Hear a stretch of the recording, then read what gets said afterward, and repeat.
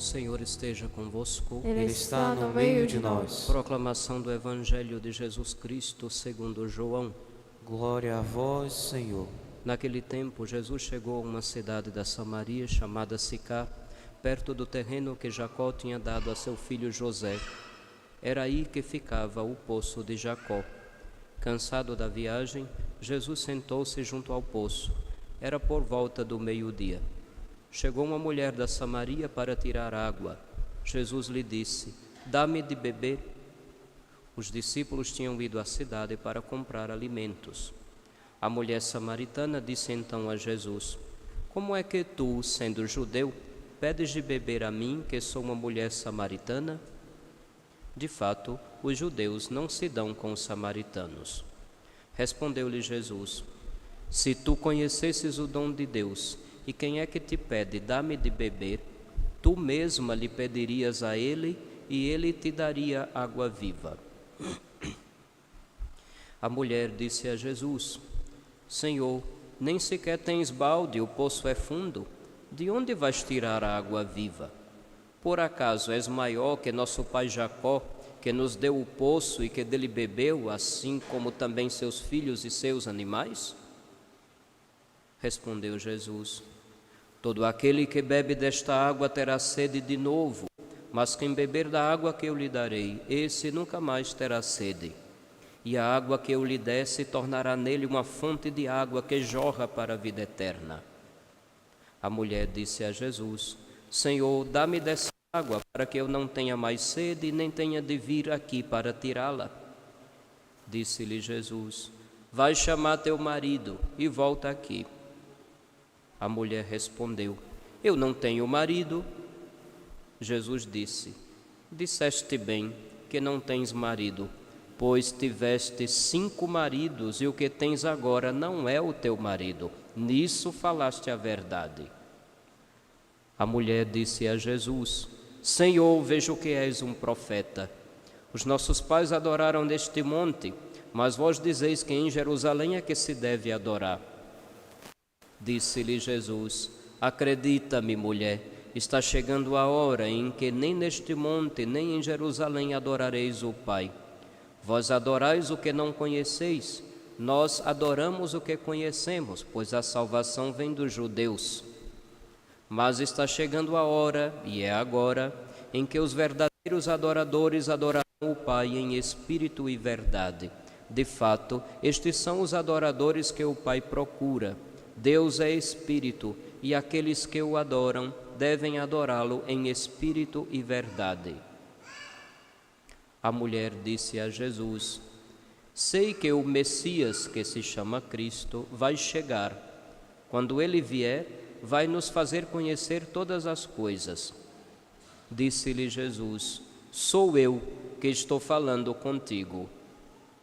Nesse momento, chegaram os discípulos e ficaram admirados em ver Jesus falando com a mulher. Mas ninguém perguntou: "O que desejas?" ou "Por que falas com ela?" Então a mulher deixou o seu cântaro e foi à cidade, dizendo ao povo: "Vinde ver um homem que me disse tudo o que eu fiz. Será que ele não é o Cristo?" O povo saiu da cidade e foi ao encontro de Jesus. Enquanto isso, os discípulos insistiam com Jesus, dizendo: "Mestre, come." Jesus, porém, disse-lhes: "Eu tenho um alimento para comer que vós não conheceis."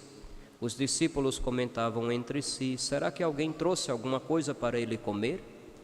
Disse-lhe Jesus: "O meu alimento é fazer a vontade daquele que me enviou e realizar a sua obra. Não dizeis vós: ainda 4 meses e aí vem a colheita? Pois eu vos digo: levantai os olhos e vede os campos, eles estão dourados para a colheita. O ceifeiro já está recebendo o salário e recolhe fruto para a vida eterna. Assim, o que semeia se alegra junto com o que colhe, pois é verdade o provérbio que diz: um é o que semeia e outro o que colhe. Eu vos enviei para colher aquilo que não trabalhastes. Outros trabalharam e vós entrastes no trabalho deles."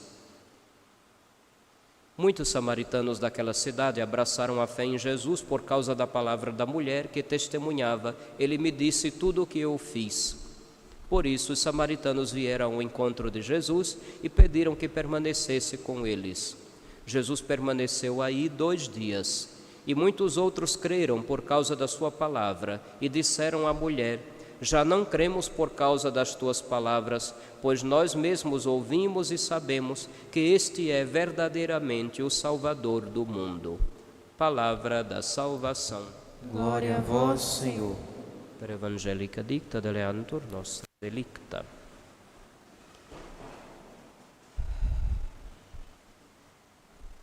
Meus filhos, eu agradeço a compreensão pelo pequeno atraso que tivemos no início da missa. Eu estava no povoado Serra Redonda, tinha que dar atenção à comunidade de lá também. Então não foi possível terminar a tempo de chegar mais cedo. Paciência, a gente nunca sabe as necessidades que vai encontrar quando vai a cada uma das comunidades. Agradeço a compreensão de vocês. Vejam bem, os domingos da Quaresma tiveram origem na última etapa de preparação para o batismo. Então, os temas dos domingos da Quaresma vão falar sobre a vida do cristão. Vimos como vencer as tentações no primeiro domingo. No domingo passado, Nosso Senhor nos garante que não nos abandona na hora da cruz. Ele se transfigurou para que na hora da cruz lembrássemos quem é Ele. Eu sei em quem pus a minha confiança. E hoje já se começa a falar do tema da água viva, que é o dom do Espírito, o dom de Deus para nós. A Bíblia é um livro cheio d'água, já perceberam? Se espremer, escorre. Tem água do começo ao fim. Eu acho engraçado. O Espírito pairava sobre as águas. Nas águas do dilúvio, Deus limpa a maldade do mundo. Passando pelas águas, o povo de Israel é liberto. E nos encontramos aqui no meio do deserto, quando Moisés fere a água, quando o povo discutia e duvidava de que Deus estava no meio deles, feriu a pedra e ali saiu água. Jesus é batizado na água. E hoje, já que estamos lendo o Evangelho de São João, é interessante. O primeiro capítulo, depois do prólogo, fala apenas do testemunho de João, que diz: eu vi o Espírito Santo descer sobre ele quando ele foi batizado. Refere-se à água.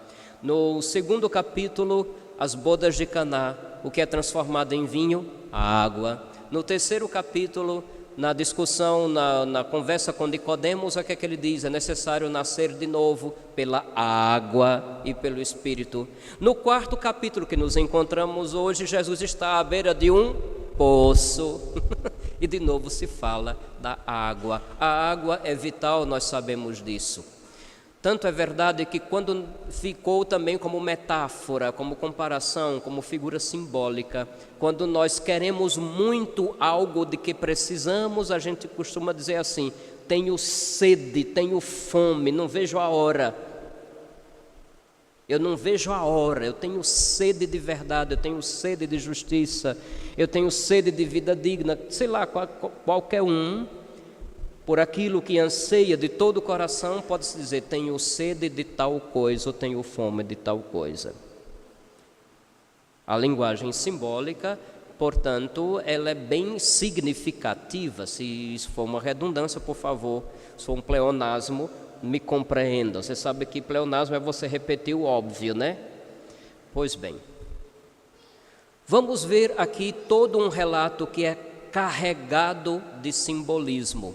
Jesus estava passando na Samaria, primeiro, era um território de pagãos, não era o território do povo de Israel, não era o povo da aliança, mas era um povo a quem Deus também iria dirigir o seu chamado a fazer parte da aliança. Era meio-dia, a hora mais clara do dia. Nosso Senhor deseja que a gente dê uma resposta a Ele com clareza do que se está fazendo. Você não pode simplesmente, às cegas, aderir à verdade do Evangelho. Ele deixa claro suas verdades e dá autoridade, como o Espírito Santo derramado à igreja, para que ensine. E a igreja deve ensinar com clareza o Evangelho. Então, esse é o significado de ser ao meio-dia, a hora mais clara do dia. É uma mulher. É significativo que de novo seja uma mulher. Assim como pela primeira atitude de uma mulher no Gênesis, que depois levou a humanidade ao pecado, também por uma mulher Deus refaz a criação, Nossa Senhora, e também seja por uma mulher. E é engraçado, os primeiros pagãos que tiveram contato com Jesus foram mulheres. Perceberam? Essa samaritana, depois aquela mulher que vai pedir que cure o filho e assim por diante. Curioso que seja também ali uma mulher. Tenho sede, me dê de beber. No mesmo Evangelho de São João, Jesus vai pedir de beber, vai ser no momento da cruz. É clássica a afirmação daqueles que pregam as 7 palavras de Cristo na cruz, onde se afirma que Deus tem mais sede de nós do que nós dele. Nosso Senhor nos deseja ter uma vida em comum conosco. Se nós tivéssemos pelo menos 1% do desejo por Deus, 1% do desejo que Deus tem por nós, a verdadeira religião, espírito e verdade seria uma realidade palpável em nosso meio.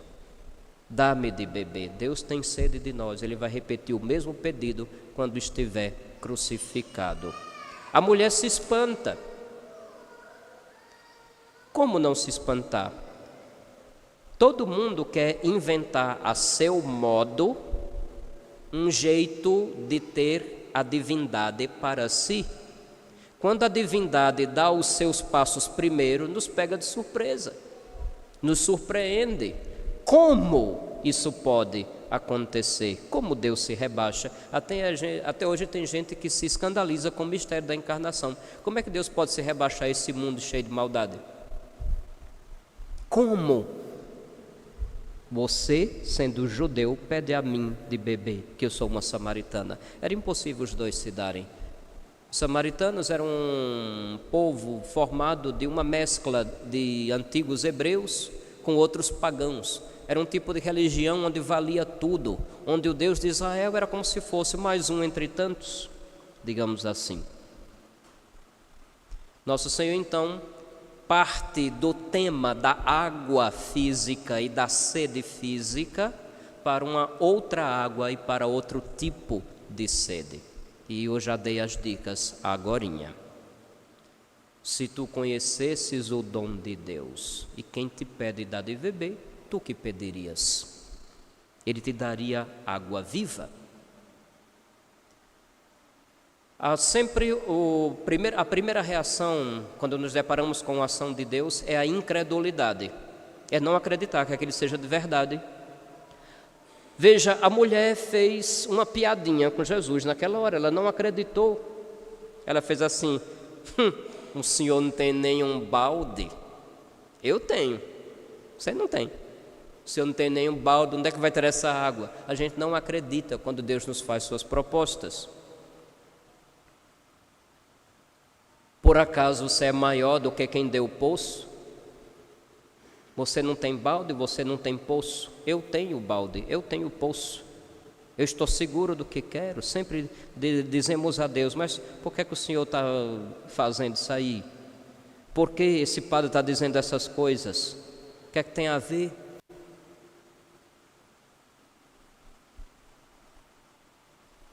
Todo que beber desta água, ou seja, quem só procura saciar as suas vontades materiais, nunca vai conseguir saciar. Quem beber desta água, quem satisfazer a sede do corpo, vai ter sede de novo. Jesus já estava dizendo que estava falando de uma sede diferente, de uma água diferente, e a mulher não tinha se tocado. Água viva. Quem beber desta tua água e deste teu poço tem sede. Quem beber da água que eu der, não apenas vai saciar sua sede, como dele vai brotar água que vai jorrar para a vida eterna. Quem encontra no Senhor a razão para toda a sua existência e aprende com o Senhor como é uma vida com Deus e procura colocar aquilo em prática e repartir com os outros o dom que recebeu, terá multiplicado esse dom, essa intimidade com Deus, essa presença de Deus na sua vida. É esse todo o significado. Os tesouros do mundo, minha gente, é assim. Quanto mais você acumula e retém, talvez você tenha mais. Mas os tesouros de Deus são assim. Quanto mais a gente abre a mão e distribui, mais se tem. A lógica de Deus inverte a lógica materialista deste mundo. Aí a gente descobre que a mulher, além de ser debochada, é preguiçosa. Eita, e agora? Primeiro ela fez piadinha, né? Ela se achou mais segura porque tinha o poço e o balde, Jesus não tinha nada. Aí agora a gente se dá conta que ela é preguiçosa. Ai, Senhor, me dê logo dessa água para não ter mais trabalho de vir aqui buscar. Ela ainda estava pensando no balde, no cântaro, no poço, no bebê. Ela não tinha se tocado. E a gente se dá conta que ela era preguiçosa, ou talvez estivesse sendo irônica com Nosso Senhor. Nosso Senhor percebe e faz um trato. Tá bom, vai buscar o teu marido. Aí a gente descobre que além de mentirosa, ela é safada, né? Eita, não posso dizer não, está sendo transmitido. Porque nessas horas, quando eu digo essas palavras, sempre tem, deixa eu abrir um parênteses, quando eu digo essas palavras mais simples, que as pessoas simples entendem, sempre tem gente com ouvidos imaculados para dizer assim: ai, meus ouvidos agora tremeram, inflaram, meus ouvidos imaculados, o padre falou isso na igreja, descer fresco. Você escuta coisas piores e ainda defende. Agora o padre falou com ódio no coração. O mundo está fresco, né? Ou só eu que tenho essa impressão? Ainda bem que quem está assistindo não está vendo as reações que eu estou vendo aqui agora. Pois ela era safada, sim. Deixa eu voltar lá. Vai chamar teu marido e volta aqui. Eu não tenho marido. Aí Jesus descobre que além de safada é mentirosa.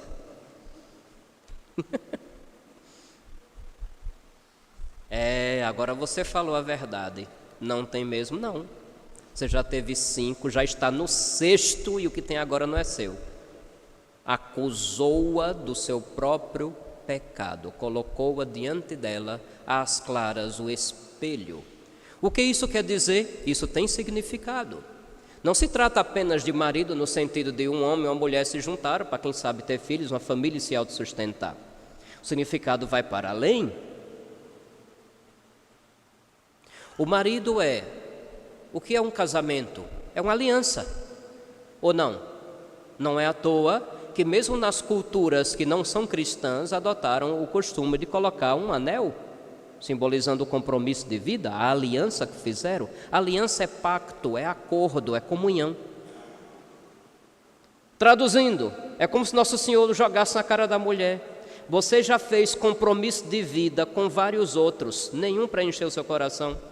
Você já se entregou a vários outros, nenhum lhe satisfez. Você já fez vários compromissos religiosos, nenhum fez com que você alcançasse o que você estava querendo. Traduzindo, você está pulando feito um macaco gordo de galho em galho, para ver se algum lhe sustenta, nenhum sustenta. Você não sabe o que quer de sua vida. Você acende vela para Deus e para o diabo. Você vai para a missa no domingo, na segunda-feira está no centro espírita, na quarta-feira está só Deus sabe mais onde.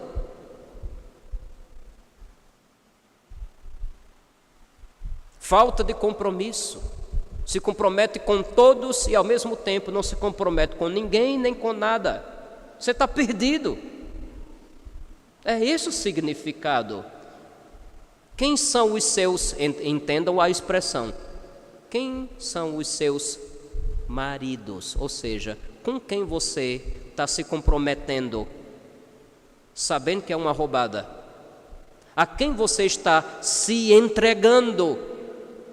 Por mais que seja um erro repetido, só Deus sabe quantas vezes. No caso da mulher, já ia pela 6ª vez.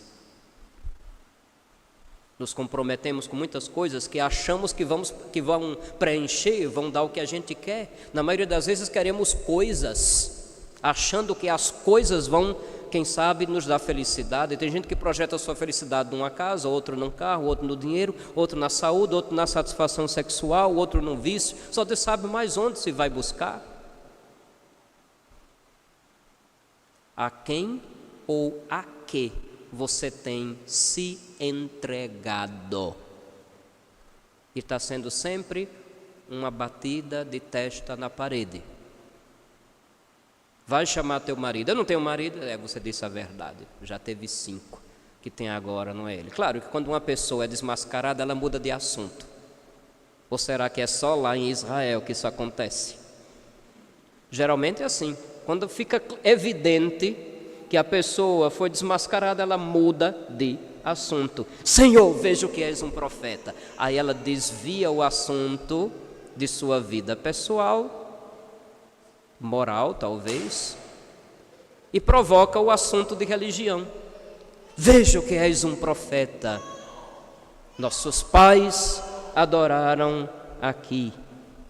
Vocês dizem que é em Jerusalém? Aí eu me divirto, porque Jesus não foi nada ecumênico. Jesus não foi nada para diálogo interreligioso. Qual é a resposta que ele dá? Acredita-me, mulher, está chegando a hora em que nem aqui nem em Jerusalém, até porque vocês adoram o que não conhecem, nós adoramos o que conhecemos, porque a salvação vem dos judeus. Eita, isso é uma lapada no lombo de tanta gente que se acha inteligente, que prega uma espécie de diluição da verdade sobre Deus, que Deus revelou sobre ele, melhor dizendo. Isso é uma lapada, é um tapa na cara daquele tipo de gente que diz que toda religião leva para o céu.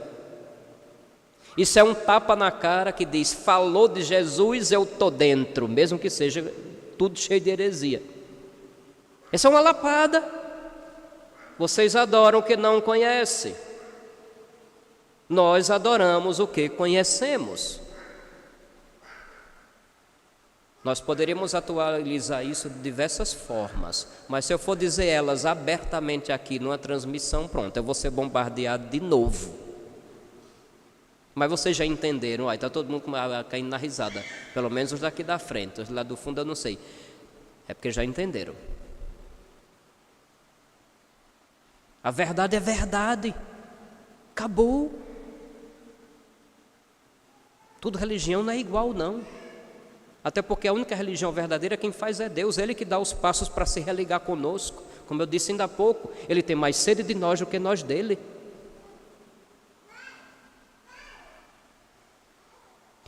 Mas está chegando a hora, e é agora, em que os verdadeiros adoradores adorarão o Pai em espírito e verdade. Tem um monte de gente pegando carona nesse versículo, descolado do resto do Evangelho, para se autodenominar, eu sou um desigrejado.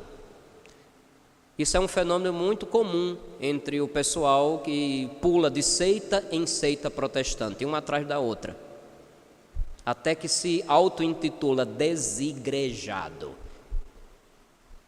Isso é uma coisa tão estranha. Isso é estranhíssimo. Adorar o Pai em espírito e verdade significa adorar a Deus como Deus deseja ser adorado, não como eu imagino que é o melhor. Adorar o Pai em espírito e verdade é dar ouvido mais ao que Ele tem a nos dizer do que encher os ouvidos de Deus com as nossas palavras cheias de egoísmo ou de autossatisfação. Adorar o Pai em espírito e verdade é reconhecer a promessa dEle que disse, estarei com vocês todos os dias até o fim dos tempos. Adorar o Pai em espírito e verdade é se pôr de joelho diante do milagre que acontece no altar, quando se cumpre o que Jesus prometeu, é o meu corpo, é o meu sangue, façam isto em memória de mim. Adorar o Pai em espírito e verdade é ter consciência de que quando a gente comunga, a gente precisa ter uma vida em comum com o Senhor. A gente não entra na fila para engolir hóstia consagrada, como muita gente faz. Simplesmente entrar na fila para engolir hóstia consagrada é sacrilégio, é tratar Jesus como uma coisa qualquer, como um símbolo qualquer. E olha que tem muita gente aí comendo pedacinho de pão com quissuco, sabor uva, se dizendo que está apenas engolindo um símbolo. A gente não veio aqui para comer um símbolo não se come. Um alimento real, palpável, concreto é que se come. Quem come minha carne, quem bebe o meu sangue, tem vida eterna. Quem não come da minha carne, quem não bebe do meu sangue, não terá parte comigo. É por isso que alimentar-se do sacramento do corpo do Senhor é chamado de comunhão. Ele quer que a vida dele participe da nossa.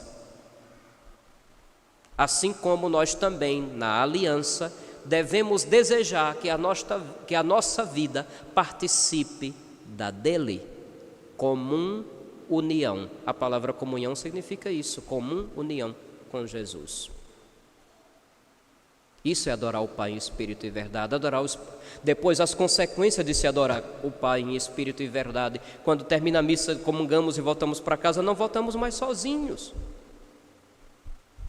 O que significa dizer que tornamos-nos capazes de agir como Deus age no meio do mundo.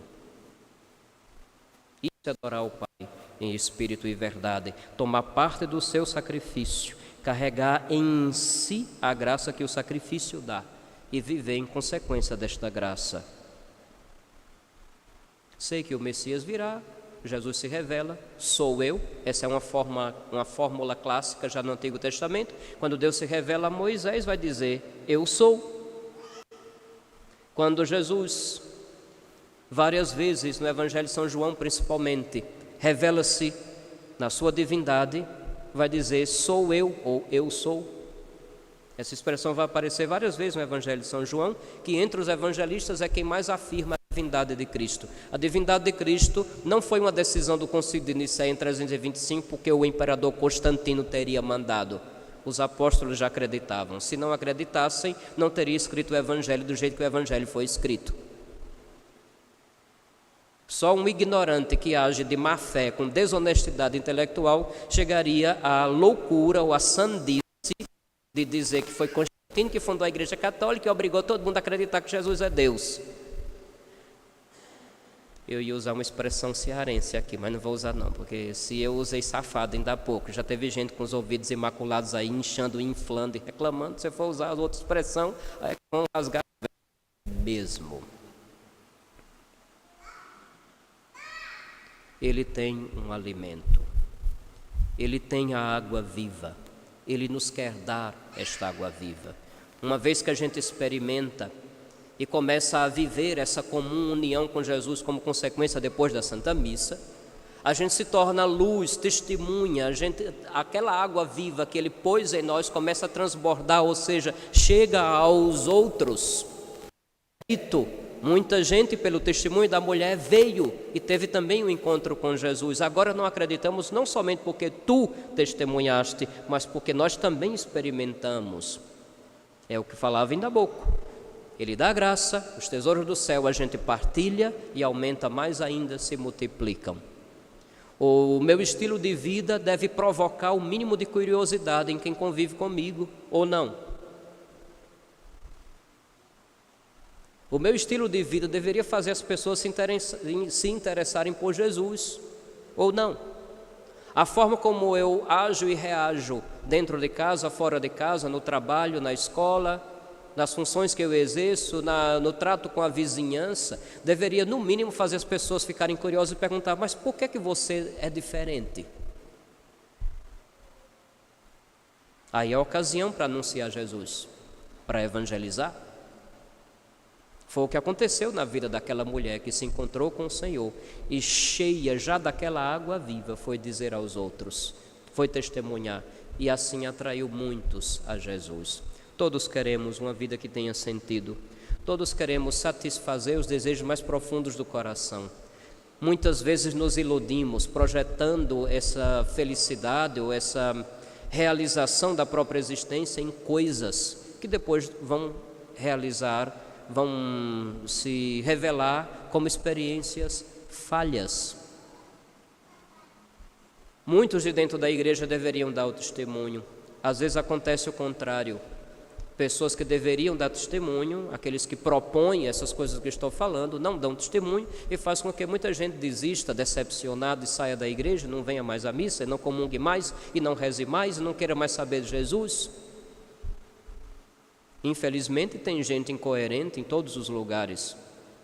Nosso Senhor disse que joio e trigo cresceriam juntos. Nosso Senhor disse que seriam inevitáveis os escândalos, mas ai de quem os provocasse.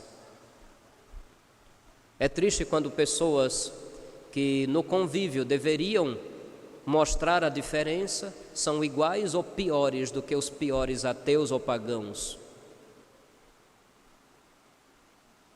Eu sei que tem muita gente que depois também desiste, porque está vivendo num mundo que a toda hora batalha contra tudo que nós cremos e amamos. E a pressão é grande. E às vezes até mesmo pressão de pessoas que dizem partilhar a mesma fé e a mesma vocação. Dói no coração.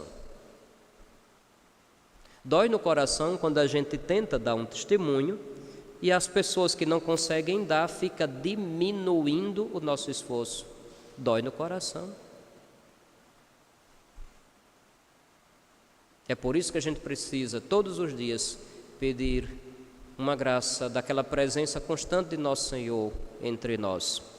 Eu aconselho, hoje em dia com a internet não é difícil de encontrar, vocês rezarem uma oração de São Pio de Pietrelcina, Padre Pio. Se eu não me engano, o título da oração é Fica comigo, Senhor. Aconselho, ao longo dessa semana. Você é batizado? Sim, a graça já está em você, o Espírito Santo já lhe foi dado, a água viva que Jesus quer dar já está em você. Mas às vezes nos deparamos com um mundo com um mundo difícil, com um mundo que labuta contra nós e contra o que cremos o tempo inteiro. Se não nos recordamos constantemente que o Senhor está conosco, a tentação de chutar o balde, no nosso caso, é muito grande. Fica comigo, Senhor. Eu sei que a graça me foi dada, mas tem hora que a vida pesa, que o convívio com o próximo pesa, que as decepções com os irmãos e com os amigos pesa. Se não nos recordamos constantemente, se não trazemos de novo ao coração este senso da presença dele, nós também corremos o risco de desistir de tudo. Peçamos a graça dessa presença constante do Senhor em nossa vida e também busquemos cumprir a nossa parte na aliança. Deus já fez o que precisava por nós. Ele não precisa fazer mais nada. As celebrações de tempo de Quaresma e Semana Santa são uma forma de fazer memória, de a gente mergulhar de novo naqueles fatos originários de tudo que Deus fez por nós. Ele não precisa de novo descer do céu e nascer literalmente. Ele não precisa de novo, literalmente, tomar uma cruz nas costas e ser crucificado de novo para nos provar que nos ama, que nos dá importância, que nos deseja muito mais do que nós o desejamos. Fica comigo, Senhor. Procurem, rezem.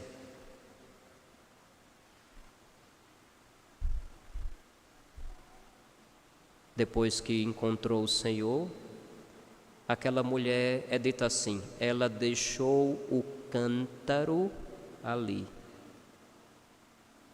e foi dizer aos outros que tinha encontrado o Messias.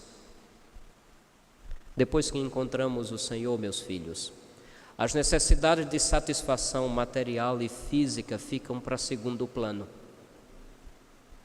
Não significa que a gente não vai mais comer, beber, ou se vestir, ou se cuidar, ou cuidar da saúde.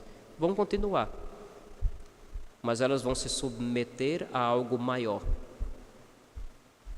Porque podemos comer, beber, pagar as contas, nos divertir, ter materialmente falando uma segurança.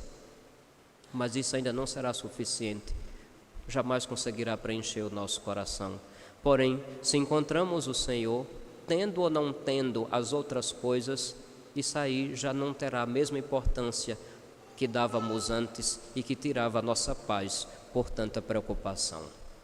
Louvado seja nosso Senhor Jesus Cristo.